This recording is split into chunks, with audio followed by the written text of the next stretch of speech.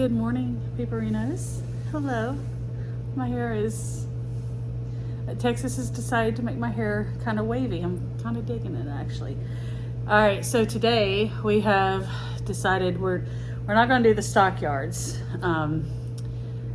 Maybe that's something Gooch and I will do when Josie's at camp. Maybe, I don't know. But today we're going to go to the 6th floor plaza downtown, the museum about the JFK assassination. And then we're going to do a little bit of wrestling history. Since Disney Beans obviously love wrestling, we're going to go see the old site of the Dallas Sportatorium. Definitely a historic place. Of course, it's no longer there. It's like a strip mall or something now, but we can still see the place where it was. And then we're going to go visit the graves of Fritz, Carrie, Chris, and Mike Von Erich. That's here in Dallas. So we'll see y'all there.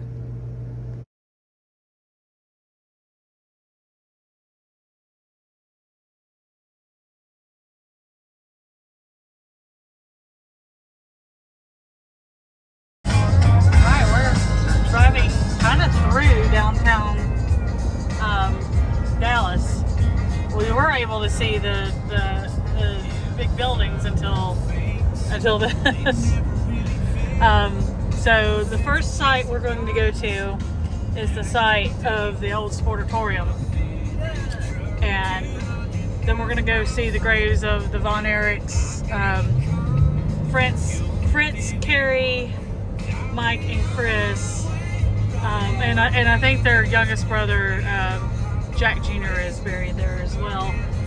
And then we're going to go to the 6th floor museum, which is the site of the JFK assassination. Oh, there's a little bit of downtown Dallas. Dun, dun, dun, dun, dun, dun, dun, dun. I still have that theme song in my head after yesterday. Okay, so here we are. So this is not the greatest area, so we're not getting out of the car for this. So this area here has got some construction around it and some not so nice people around it, unfortunately. This is the site of the old Dallas Sportatorium. So it was like kind of located like in this area here, like on this corner here. It is literally like on a corner. You can show them here like that, where we are, yeah, and where that destination is. That's the location. It's kind of like over in this area. So that building was built back in 1935.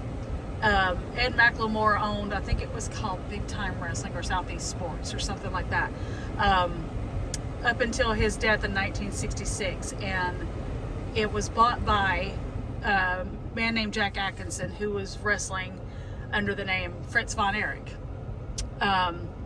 So he bought into the business as a promoter, and he really hit his stride when he decided to not really take it national, but really start to promote a TV product. He hired Bill Mercer, who was their play-by-play announcer, but the biggest stroke of genius that he had was hiring a man named Mickey Grant, who was a TV producer and saw the potential of putting pro wrestling on television here in the Dallas area. So Mickey was the first person to put TVs by the ring. Really, cameras. Cameras by the ring so that you could really see the action. Back before that, it was like shots, like they were like wide angle wide angle of the shots. ring and what have you. He had the concept of putting cameras right by the ring, and actually not necessarily getting in the ring, but really getting those shots and hearing the sounds.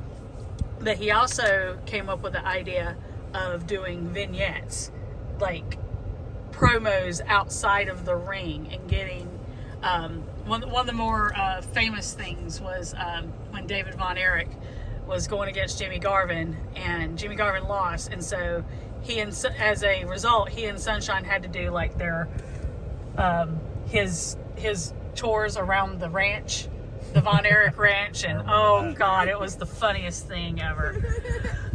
So with that, in 1984, or 1983, so like this really big thing happened when the Freebirds came, the Fabulous Freebirds came to Dallas, and set off a chain of events that like set the wrestling world on fire.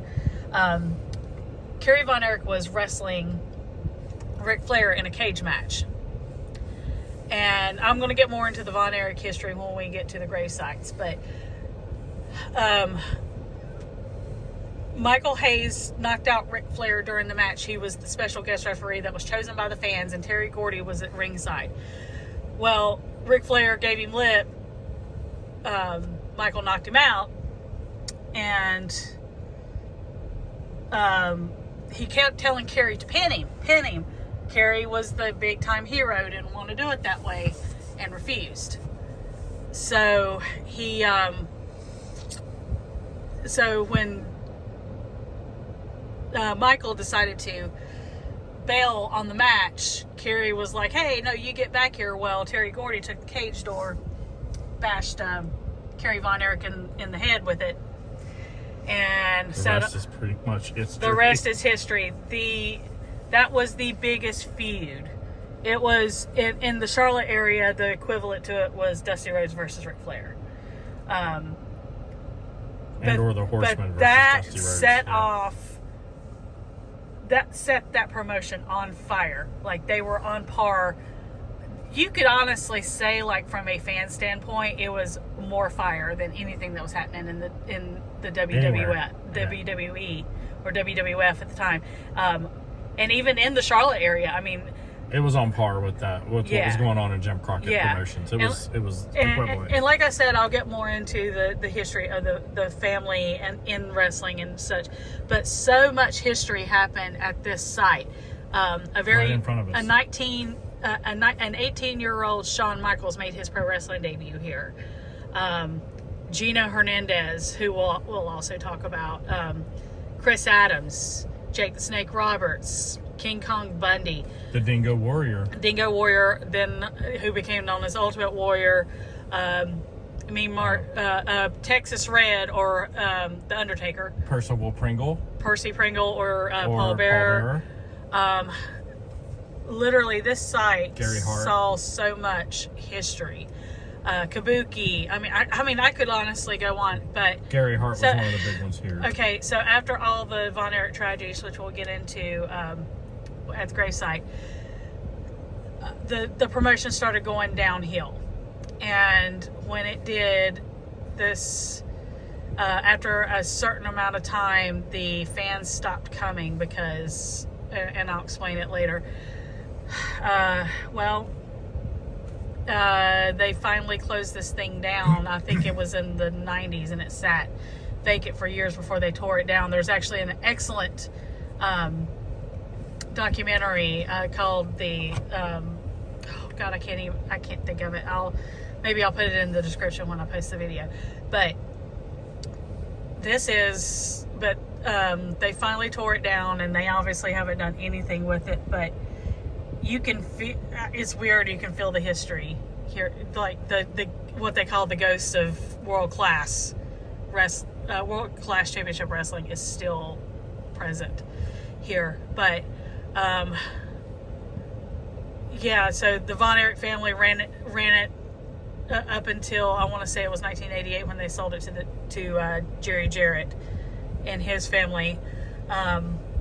There were a lot of lawsuits involved with that too. It was kind of a, but it was a very sad ending to the hottest promotion the hottest promotion in the world. I mean, it actually went like around the world. The whole world class was known around the world, and we'll get into some of that also at the grave sites. But so the Sportatorium was actually demolished in February of 2003. It was 2003. Closed in 1998. Exactly. You were right on point. Yeah. So, and actually in that documentary that I was speaking, you can see Kevin going into the remains of it for the last time before it was completely demolished. It was really sad. So yes, this is a picture of the old Sportatorium. There was like asbestos and everything. I mean, it was at like a capacity of 4,500. And it literally was like a barn. I mean, if you watch the old footage, and I know there's plenty of it on YouTube, it literally looked like an old barn. But history happened here, and it was literally located right there. So, all right, so let's go to the graves, and we'll talk. It's a little bit more of a safer area, and we will talk more about the actual history of the family and a lot of the tragedies that happened, not just in the Von Erich family, but with World Class as well, because you have not just the Von Erich boys that passed away very young, and some with mysterious circumstances. But you also had Gino Hernandez and Bruiser Brody and and Chris Adams. So we will talk about them. I think Chris Adams might be buried there. I think it was Chris Adams that was buried in that same. Maybe. So I'll take a look at that, and then we'll check back in with you as soon as we get there. Yeah, there's a view from the road of that site. Man, wow. All right, so we are at Oak Grove Memorial Park in Dallas, Texas, not far from, about 10 minutes away from the site of the Sportatorium. So now we are at the graves of actually the Von Erich family. So this is the hilltop section. You can see kind of where we were parked over there. So 3 of the family members are buried here, and then over there are 3 others, and we'll go kind of in chronological order. So up here is the graves of Jack Sr. Atkinson, Jack Atkinson Sr., and Doris Atkinson. Jack Atkinson was known in wrestling as Fritz Von Erich, and I talked a little about him, about how he helped build World Class Championship Wrestling, or WCCW, into a powerhouse. Well, Jack was married to Doris, and I'll kind of get into where their divorce happened. Really, really, really sad. So buried together are Jack and Carrie. Carrie was the technically the 4th son, because they have another child that died in childhood. He got electrocuted by a wire, and when he fell into a puddle and drowned. It was really sad. That was Jack Jr. I think he's buried around here, but I don't know where his grave is. So, but talking about the Von Erich family, there were no bigger stars in Texas, and some would say around the world at that time in the mid 80s than Carrie, Kevin, and David Von Erich. Those 3 guys, if you watch footage of them, they were getting mobbed by girls. They were the equivalent to rock stars in that era. So Carrie was seen as kind of the total package of the group. I never thought he was that great at promos, but man, he had a physique on him, and he had an aura. He didn't have to say a word. He just had that quiet charisma. He was the one at the David Von Erich Memorial show at a Reunion Arena, which I don't think exists here anymore, that beat Ric Flair for the title after his brother David, and we'll see his grave in a minute, passed away. The thing about Kerry, though, he was not very reliable. He had issues with substance abuse, and it was, is really sad. He got into a motorcycle accident. I think it was like 1986, and half of his foot came off. It had to be amputated. They thought they had fixed it, but as the urban legend goes, one of his brothers was eating a burger in front of him in his hospital room, and Carrie, who was hyped up on pain medication, decided to get up and try to take the burger out of his brother's hand, and when he stepped on the foot, it undid all of the surgery that was done, and they had to wind up amputated. So the last part of his career, he basically wrestled with half a foot. He had like a prosthetic boot that he wore. But Carrie, the Von Erichs were basically shown as like the paragon of virtue. You know, good boys, good all American boys. But behind the scenes, they were dealing with a lot of things that they had their demons. They had demons, and as we all do. But Carrie in particular, it was just so sad, because he actually went to the WWF, what was then WWF, as a Texas Tornado, and was Intercontinental Champion. But he was never really treated like the star he was when he was in his dad's promotion.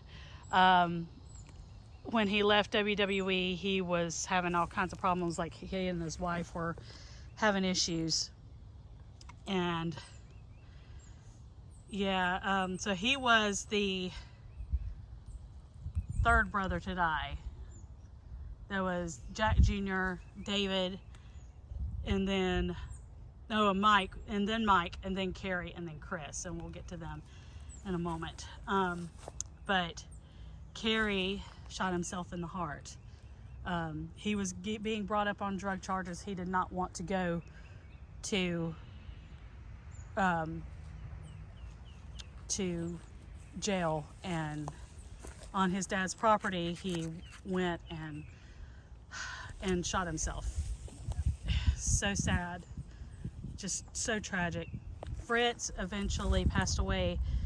I think he had brain cancer, and if you look at that documentary I was telling you about, Kevin even told the story about how his dad, who was just like completely rattled by the cancer, pulled a gun on him. Josie, don't go out of sight, please. It was just so sad. And after the suicide of their youngest son, Chris, Doris, the matriarch, divorced Fritz.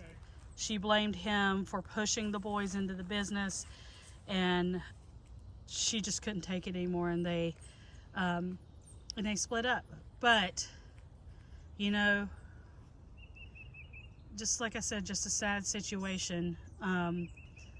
But they are buried together here. I know in her later years, she lived until 2015. She lived in Hawaii with Kevin and his family.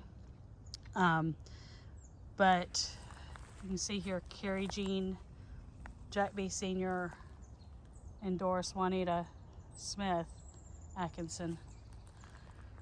So we're going to go down here and see the graves of the other brothers, and I'll tell a little bit about their story.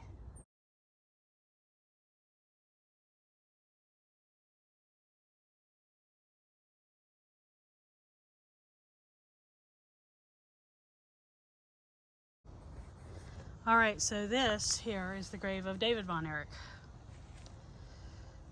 So David, you can see here on his tombstone, although it's really faded now, he was known as the Yellow Rose of Texas. He was seen as the brother who was kind of definitely the complete package. He was athletic. He had an undeniable charisma about him. He could cut an incredible promo. If you watch the videos of him, it was clear he was going to be world champion, and Ric Flair even said so, that he was slated to be world champion.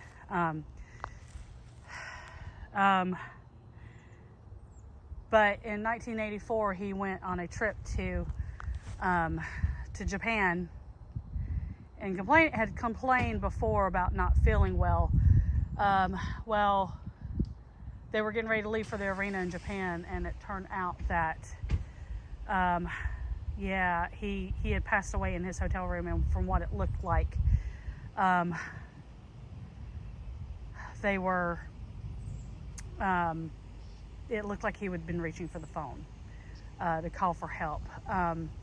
So many rumors about his death. There's rumors that he actually died of a drug overdose and it was covered up by Bruiser Brody. There's just so many rumors about there. No one really knows what happened.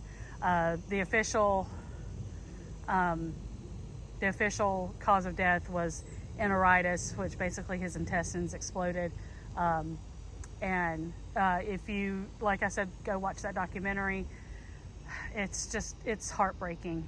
But so David was supposed to be, he was the second son to pass away, with Jack Jr. being the first.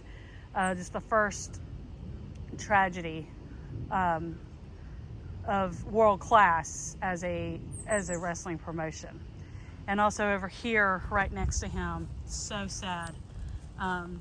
David and his wife Candy had a little girl named Natasha Zoanna in 1978, and she passed away in infancy.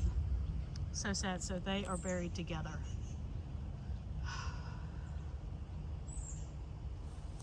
So very sad.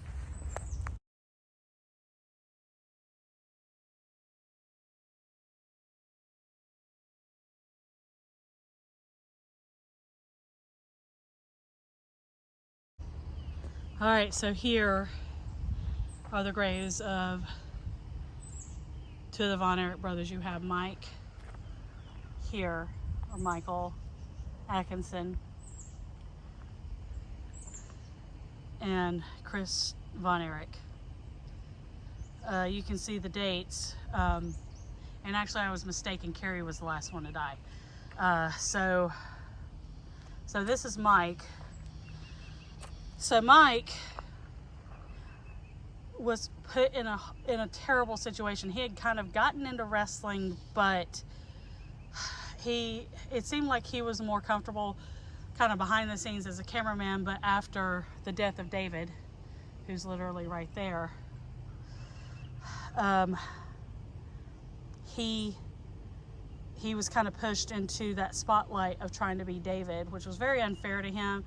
But, I mean, I wasn't Fritz, so I don't know what his mindset was. But David had a freak accident in the ring, and he wound up developing toxic shock syndrome.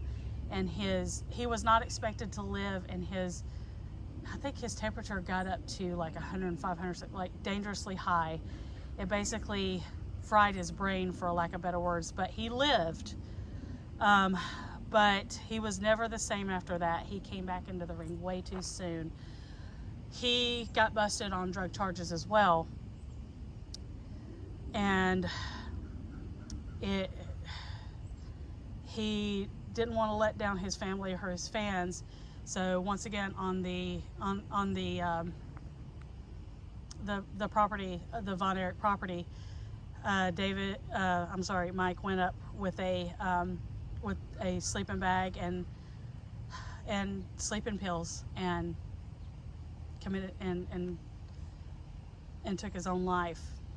He was found by his brother. Just, God, it's so sad. The whole thing is sad.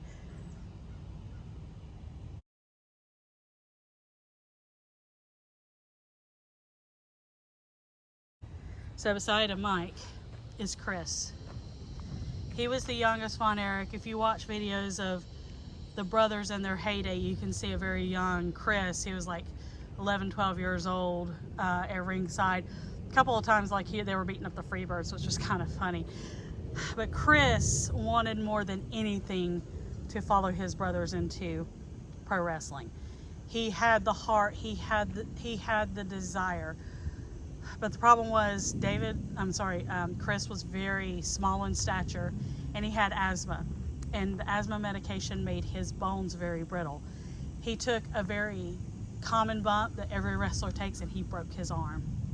And it was determined that he could not wrestle at the at the level of his brothers, and it broke his heart. And so once again on the property, he took his, I think he was driving a Jeep, he took his Jeep up somewhere on the Von Erich property, and he shot himself. He was found by his brother Kevin. I can't even imagine. But look how young he was. He was 22 years old. Or just, he was 21. He was just a few days away from his 22nd birthday. Just so tragic. It's so horrible. So the deaths were Jack Jr., David, Mike, Chris, and Carrie. So if I'm standing here at Chris's grave, you have Chris and Mike beside each other. David is right over there with his daughter, and then right up here, right up on the hill, is his mom, is Doris, Fritz, and Carrie. So rest in peace to every single one of you. To the brothers who put their bodies on the line to entertain the fans, thank you so much. You'll never know how much it was appreciated. But his headstone says, peace at last. You saw where David said Yellow Rose of Texas, and Mike says in a better place. That, oh God, that's heartbreaking. Just rest in peace, every single one of you. Thank you. Thank you so much.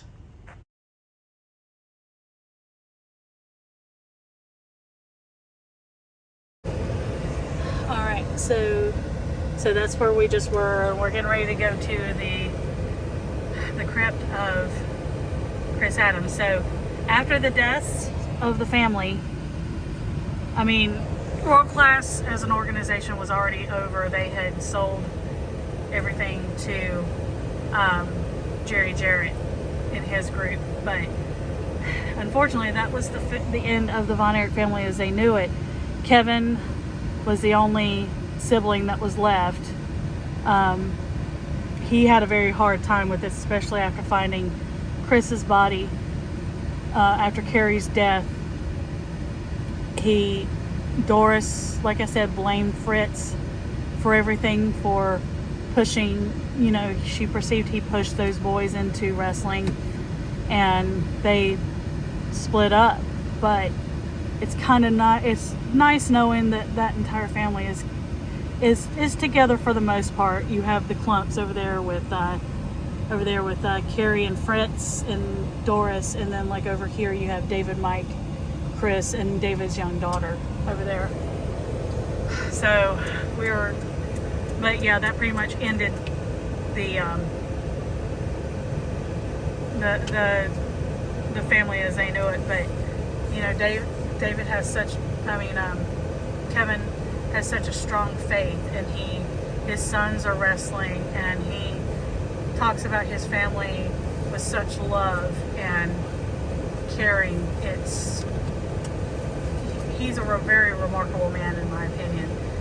All right, so we're going to go find the crypt of Chris Adams, and I'll talk a little bit more about him while we're there. All right, my bad, guys. So he is actually not buried here. So Chris Adams is not buried here. He is buried in Oak Grove Memorial Gardens. Oh, hush it, Siri. He's actually buried at Oak Grove Memorial Gardens which is in Irving, which is about 12 minutes away from here or so. So we're gonna go do the JFK thing, and then maybe we'll swing back by and see Chris. So we're gonna do the 6th floor thing. So my bad. So to kind of talk about World Class just a little bit as we're driving, it was the hottest wrestling promotion in the mid-80s. Turn right.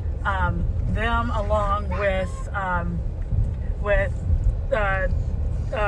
Jim Crockett Promotions really did serve as a threat to what Vince McMahon wanted to do with the WWF as far as taking it national. But you had a series of tragedies that happened. We talked about all the brothers' tragedies, but not long after David, a couple of years after David, actually, you had the death of Gino Hernandez, who is actually buried in Houston. That's quite a ways from here, so we're not going to be going there, obviously. But in half a mile, Gino thing. Turn left. Shut up. The Gino thing was tragic in itself because it's still kind of shrouded in mystery. Gino lived very fast, very hard. He had one of the best heel personas I've ever seen. He absolutely he was on the Ric Flair level of being a heel.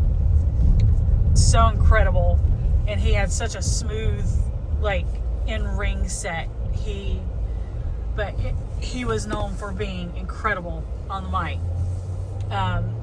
A lot of people kind of compare him to compare MJF to him. I don't think MJF has anything on Gino, because Gino could make you hate him without trying to get the cheap heat that MJF does. But with that said, Gino lived a very hard life. He was very much into drugs. He was addicted to cocaine. If you watch that documentary I was talking about, it's talked about how he had this sugar bowl on his coffee table full of cocaine at all times. So one night he went out and came home with a couple in 0.1 miles. Shut up! And then turn left. Yes, okay. He came back with a couple of stewardesses that he had picked up, and they were called stewardesses then, the flight attendants now. And he had been partying, had been drinking. They found him dead in his apartment 3 days later. Turn left. And then turn left. Shut up. But they found him dead 3 days later. 1 mile. He had a gun in his hand that was not charged. So they did an autopsy on him, and he had, I want to say it was either 3 or 4 times the amount of cocaine it would take to kill a human being. I mean, it was insane. And they found it in his stomach, which is why it was still so shrouded in mystery. Although if you watch Dark Side of the Ring, his mother seems to be satisfied with what the people say that were involved with him and his drug activities say happened. If she's satisfied with it, far be it from me to say anything about it, but I still to this day believe he was murdered. That's just kind of my opinion. But the whole death of him, his funeral was paid for by a man who eventually went to prison for drug trafficking, and he was given just this. I think you have to go turn left. Okay. And then turn right. But yeah, his funeral was paid for by this the head of this almost like a drug cartel. And then turn left. But you had that hit at the hottest, what was still considered the hottest time in the existence of world-class championship wrestling. But then, not long after Gino's death, you had the tragedy of Mike, of his sickness and his eventual suicide. And then about a year after that, you had the death of Bruiser Brody in Puerto Rico, which was horrible. That family, I'm not going to talk too much about that. Just Google it. But Bruiser Brody was a huge part of World Class Championship Wrestling. And his family never got justice. He never received justice. Like I said, just Google it and see all the mess that went on with that. by that time, the fans, after the death of Mike, they brought in this guy who was a local wrestler known as Ricky Vaughn, and they tried to pass him off as a son of the kayfabe brother of Fritz Von Erich, who was Otto Von Erich. They called this guy Lance Von Erich, and the fans felt very betrayed because they knew that they were being lied to about this. The thing about that made World Class and Jim Crockett Promotions so special as compared to like kind of the cartoonish stuff that WWF was doing at the time is they had believable people. You believed in the Von Erichs. You believed, I mean, yes, they really were brothers, but you really believed in this family bond. But when Fritz brought in this guy and said that he was a Von Erich, people didn't buy it. People didn't believe him. And that the decline had already kind of started. That tanked it pretty much. Not long after that is when the family sold it, and then the tragedies really started to multiply. You know, that's after that you had poor Chris who committed suicide, and I talked about it at his grave, and then you had Carrie pass away. It's just, and I know there are other like tragedies within that company that I'm missing, but those were the major highlights. So what could have been, man? They brought so many, that promotion brought so many innovations to the world of wrestling. A lot of the filming style that you see today is attributed to particularly Mickey Grant and his production style. So World Class brought about so much of the stuff that you see in the world of wrestling now. So, but anyway, so now we are going to go to the 6th floor museum. We're going to take a look at the Texas Book Depository, where you can see what Lee Harvey Oswald was seeing when allegedly, he shot JFK. I'm not going to get into all those. Back and to the left. Back and to the left. Back and to the left. Conspiracies. Just watch the movie JFK. Yeah, although it's incredibly historically inaccurate. But anyway, so we're going to go do that, and maybe we'll go see Chris if we have time. Heavy traffic reporting ahead. Yeah, heavy traffic. No kidding. It's Dallas.